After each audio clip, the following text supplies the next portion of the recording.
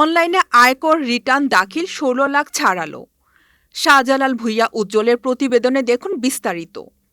জাতীয় রাজস্ব বোর্ড কর্তৃক অনলাইনে আয়কর রিটার্ন দাখিল সংক্রান্ত ব্যবস্থা করদাতাগণের মধ্যে ব্যাপক সাড়া ফেলেছে।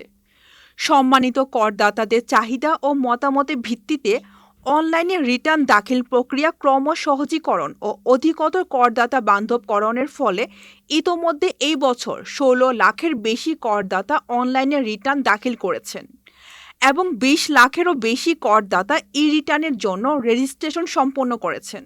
আয়কর দিবস পরবর্তী সময়েও জাতীয় রাজস্ব বোর্ড অনলাইনে আয়কর রিটার্ন দাখিলের সেবাটি চালু রেখেছে।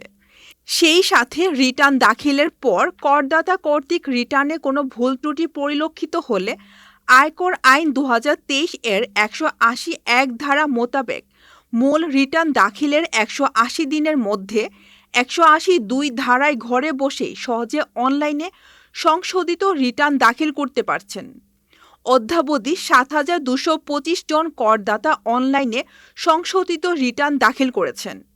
জাতীয় রাজস্ব বোর্ড অনলাইনে আয়কর রিটার্ন দাখিলকারী সম্মানিত করদাতাগণকে ধন্যবাদ জ্ঞাপন করেছে এবং আয়কর রিটার্ন দাখিল ও আয়কর সনদ প্রাপ্তিতে অনলাইন সেবা গ্রহণে উৎসাহিত করেছে।